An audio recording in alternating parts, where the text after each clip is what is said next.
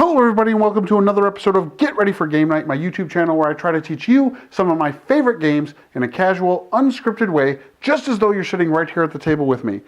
Tonight, via special request from a subscriber, Rowan Terrett. What's up, Rowan? I'm going to be teaching you how to play Buffy the Vampire Slayer, the board game, designed by Thomas Gofton and published by Jasco Games. So, let's get ready for game night! In Buffy the Vampire Slayer, the board game, as you might expect, you're going to be taking on the role of the characters from the very popular television show Buffy the Vampire Slayer. I've set this up for a 3-player game, but it will actually accommodate up to 6. And here we're playing the roles of Buffy, Willow, and Angel. And in the game you are working together. It's fully cooperative, and you have to ultimately defeat the big bad. And that's how you win the game, is by defeating the big bad. Now, throughout the game, before you can even get to the big bad, you're going to have to defeat 3 monsters of the week, and then in the course of just normal gameplay, you'll also be taking on vampires and demons. So that's how you win. You fend off the vampires and demons, defeat 3 monsters of the week, which activates the big bad. Once you defeat the big bad, you win. Now, how do you lose? Well, you have this apocalypse track down here, and throughout the game, there will be townies, just sort of generic townspeople throughout the city of Sunnydale, and they can be killed by the baddies, the monster of the week, and the big bad, and whenever that happens, they are put on this apocalypse track. On the back side of all these townie tokens are wound tokens, and another thing that can happen throughout the game is you, the characters, can be attacked by these bad guys, and when that happens, you take a wound. So anytime a townie is killed or any character takes a wound, you add one of those tokens to this apocalypse track. If a token ever covers this last 13th spot, guess what? You've all lost because evil has triumphed. After putting the game board out, everyone's going to select which hero they want to play. Then you're going to grab 3 regular action tokens as well as 1 special action token and put them next to the hero board. On the top of every hero board, it'll tell you where your character, which is represented by these standees, which area of the board they're going to start in, and you put the standee there. It'll also tell you which special item you're going to start with. In this case, Buffy starts with a wooden stake, Willow starts with magic supplies, and Angel starts with a cross. Finally, you determine who the start player is. The rules say whoever's playing Buffy must be the start player. If Buffy's not in the game, then it's whoever last watched an episode of Buffy the Vampire Slayer. So, yeah, that's the setup for the hero characters. In setup, you have to find the event deck, the item deck, and the artifact deck. Give each one of them a shuffle, set them aside. You'll be drawing cards from them later. There's also 6 evil cards in the game. Those are just in case one of the players becomes evil. They'll pick that card and it changes the way you play for a turn or 2. Also, you'll have to collectively decide which big bad you're going to take on. There's 6 of them in the game to choose from. Get their big bad token out because there may be some special instructions for setup here. Also grab the big bad's plot cards. There are 6 of these, I believe, and you will have to resolve 3 of them. So give this deck a bit of a shuffle. And your Monster of the Week deck. Whole lot of cards here. Give this a shuffle. This is just a way to randomize the sort of middle bad guys that you have to take. And flip over the top card because the first Monster of the Week actually starts in play. And have readily available your stack of townie tokens, vampires, demons, also some clue tokens and some garlic tokens that you may or may not need throughout the rest of the game. The last thing you have to do for setup is for every player in the game, you have to draw and resolve 1 event card. So let's take a look at that. Every event card has 3 sections. Now during setup, you're only going to execute the first and second thing, and you're going to ignore the third. So here it says a vampire lurks at Sunnydale High.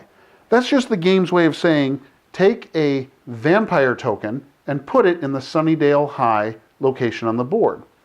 Next it says, a townie needs help at Sunnydale Cemetery. And that's just the game's way of saying, take a townie Doesn't matter if it's a male or a female townie, they are functionally identical. And place it at that location on the board.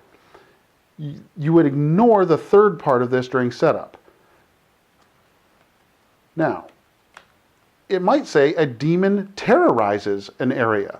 And again, that's just saying put a demon token, it looks like that, in that area of the board. You'll place a townie, and again, ignore the last part of the event card. And in a 3-player game, you would do that 3 times, and therefore you're seeding the board with usually 1 baddie, vampire or demon, and 1 townie for every player in the game. During setup, when you flip over the first Monster of the Week card, it will tell you where to put the Monster of the Week token. Just find the location. In this case, it says the Judge is the first Monster of the Week, and he appears in Angelus Mansion. So we're going to put the Monster of the Week token in Angelus Mansion on the game board. If there are any other instructions on the card regarding setup, you'd follow them at this time also. It also will say on this card exactly what the Monster of the Week does when it is time for the game board or the bad guys to activate. And also down here, it'll say how to defeat the Monster of the Week. And we'll cover that in more detail in a second. After you've got everything set up, you're ready to start playing. The round sequence works basically like this. All of the hero characters are going to, one at a time, starting with the first player, take 1 action each. And when they take an action, they have to flip over one of these action tokens to indicate that they've used that basic action. Once all players have used all 4 of their actions, then it's going to be the monster's turn to move, in which case all the baddies and all the monsters of the week will follow a specific set of rules to try to attack the townspeople and the heroes. Now, each hero also has a special ability down here, and it's different for every character. And you can flip over this special ability token to either, on your turn, activate your special ability, or just take a regular action. You don't have to use the special ability when flipping this over. However, every time you flip over this token, whether you're using it for a special ability or a regular action, you must resolve an event by flipping over one of the event cards over there. Now, if you have to flip over an event card because you activated your special ability token, then you would resolve all 3 of the events on the event card. In this case, you would add a demon to Sunnydale Cemetery, you'd add a vampire to Sunnydale High, and then you would also read the text of the third action. In this case, it says, if there's currently at least 1 vampire that shares a location with a character, add a wound token to the Apocalypse track. Well, that would be bad, but it might not happen. You'll also notice there's these symbols at the bottom of the event cards. And I believe there are 3 different symbols. Let's take a look. Yeah, there's the sort of the Egyptian glyph, there's sort of the star, and then there's this sort of triangle thing. Now, throughout the game, there will be certain times when you have to make a check or attempt to defeat a bad guy of some kind. And often, as a requirement for beating the bad guy or accomplishing the task, it'll direct you to flip over an event card, and it has to have the correct symbol. Or a lot of them say it has to have one of 2 symbols, in which case that's the only way you can defeat that bad guy or accomplish that task. There's a lot of luck involved.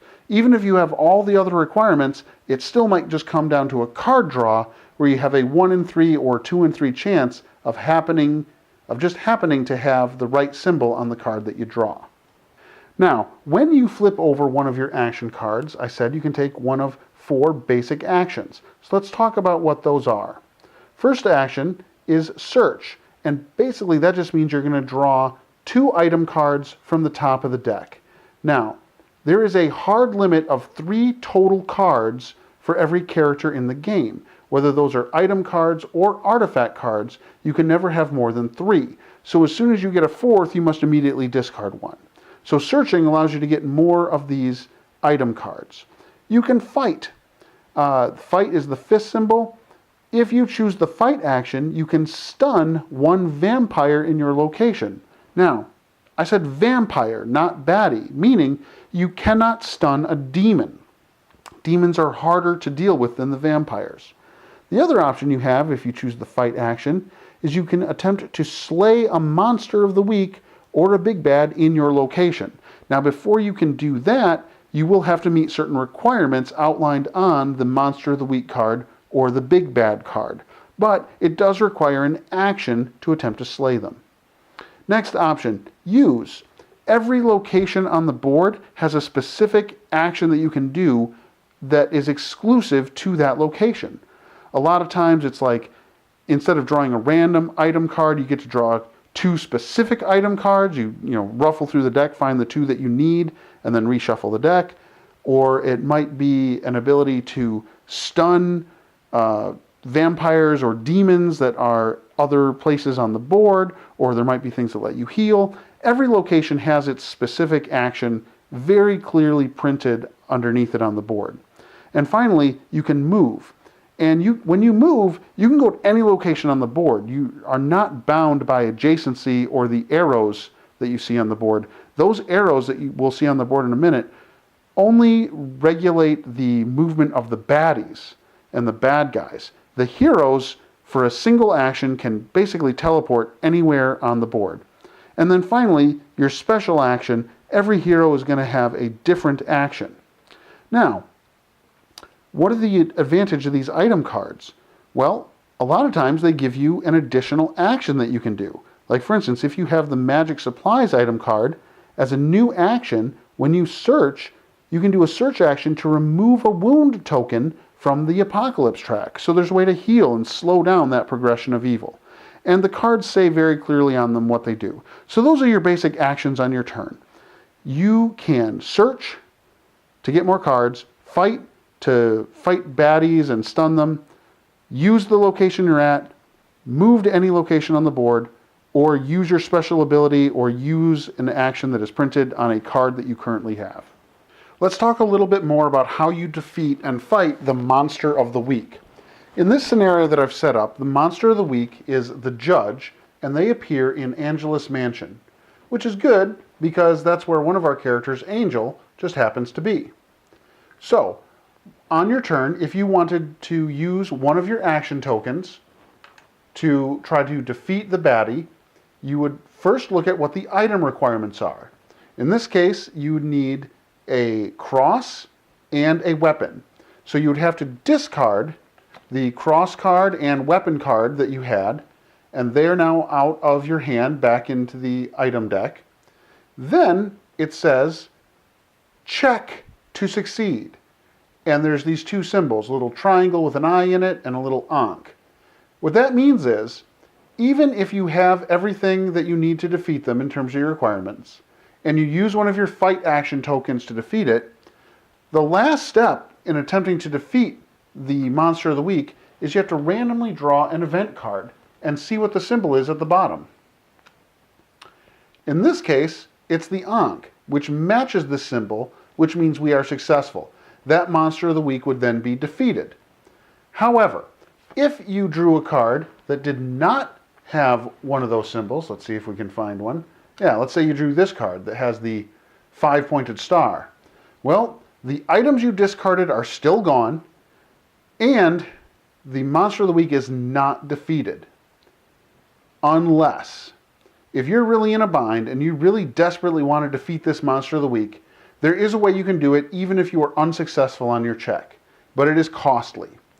You can immediately defeat the Monster of the Week after a failed event check if you choose to permanently discard one of your action tokens from the game. So for the rest of the game, you're only able to do 3 actions instead of 4. Well, then you can say, okay, even though we failed here, we're going to count this as a success, and the Monster of the Week is defeated. All right, great. So we just defeated the Monster of the Week. Well, now what? Well, several things are going to happen. First of all, the Monster of the Week token is going to leave the board temporarily, and you're going to put one of these clue tokens on the spot where the Monster of the Week that you just defeated came out. So every card, in this case the Judge, it says the Judge appears in Angelus Mansion. I don't know if you can read that, but every card says where the monster of the week appears. You would then put one of these discovery tokens or clue tokens on that location. Why is that important? Well, because now, if someone wants to do a use action on a spot that has one of these discovery tokens, instead of using the location, you will discard this, and you will now reveal the first of 3 plot cards for the big bad. And it's a stack of 6 cards, so you don't know which 3 are going to be on top. But you would reveal this plot card, and whatever it says, that's basically a new rule in the game. In this case, Mayor Richard Wilkins, it says, at the end of each round, spawn 1 demon at Sunnydale High. Oh, so for the rest of the game, we are going to have to deal with this in that at the end of every round, there's going to be a new demon at Sunnydale High. What else happens? Well, you need to spawn a new monster of the week. At the start of a new round, you're going to draw a new monster of the week, the Gentleman. It'll say where he appears, UC Sunnydale, and now you take that monster of the week token and you put it, oh, where's UC Sunnydale? Right there. And the play would continue. Okay, so all the heroes have taken all their actions. All the action tokens are flipped over. It's now time for the bad guys to go. Well, the bad guys always go in order of most powerful to least powerful. So if the big bad is in play, meaning all 3 of his plot cards have been revealed, then you would start with his activation or her activation. After you've done everything that it says to do for the big bad's activation, you would then activate the monster of the week. Then you would activate all the baddies on the board, presumably from demons first, then vampires. Now, how do they activate? Well, they follow some general rules. First of all, when a baddie activates, if they are in the same location as a townie and they are unprotected, meaning no hero characters are in that location, well, then when you activate this vampire, he just kills the townie and it goes to the apocalypse track. All right. But if they're protected, then the townie is not killed by the vampire. Now, if this townie is protected, well, then the vampire, instead of killing the townie, would inflict 1 wound on the character. So you would grab one of the other townie tokens, flip it over to its wound side, and add that to the apocalypse track. So basically, if a baddie starts in the same location as either a townie or a character, well, then something's going to get added to the apocalypse track. But what about the other baddies and demons and vampires? Well, here's how they activate. And the monster of the week and the big bad, they generally follow this same rule as well. So let's look at these guys over here. This vampire is going to move 1 space because he's not already in a location with either a character or a townie. And they're always going to move 1 space toward their weakest opponent. Meaning, they could go here to City Hall, or they could go here to Angelus Mansion. But Angelus Mansion has a hero. This City Hall only has a townie, so they will always go after the townies first if they're unprotected. If there's a situation where you can go after either a character or a character that's protecting a townie, well, again, they go after the weaker ones, they'll go after the townie. In this situation where it's equal, you just have 2 characters, well, then the group can decide which one the vampire is going to move toward. Now, demons work a little differently in that when demons activate, they can go up to 2 spaces. So in this case, the demon can go from the bronze 2 spaces all the way up to that mansion to attack that unprotected townie. Monster of the week and the big bad, they're going to move in the same way, but they often will have specific movement restrictions or little individual rules that are pretty clearly spelled out on the cards. For instance, the judge, if we look at his card, he will not activate unless there are at least 4 wounds on the apocalypse track. So that's good. But when he does activate, he kills all townies in his location, not just one. And each time a character moves, you add a wound to the apocalypse track while the judge is in play. So they'll all have little rules like that that tweak it. And you're going to go back and forth where the heroes will spend all of their actions. Once all of their actions are spent, then if the big bad is in play, meaning 3 of his plot cards are face up, he will activate. Then the monster of the week will activate. Then all the baddies will activate. Go back and forth like that until either the apocalypse track fills, meaning the bad guys win, or you have defeated the big bad. So let's talk about how to do that. After 3 plot cards of the big bad have been revealed, then the big bad himself is revealed. And it'll say where to reveal him on the big bad's player card. The way you defeat the big bad is similar to the way you defeat the monster of the week. You have to be in the same location as the big bad, and then you will choose one of his 3 plots to try to fight. Each one has a certain item requirement that you'll have to discard. Then you'll have to make a check by drawing an event card to see if you can eliminate this plot card.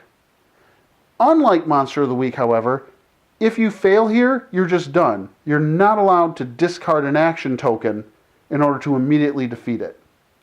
Now the cool thing is, let's say you've chosen to take on this plot card, you discard the weapon and the magic supplies, you draw the event, and hooray, it's successful. This is now flipped face down, and now for the rest of the game, that plot is no longer in play. So once you wound the big bad, he gets a little weaker.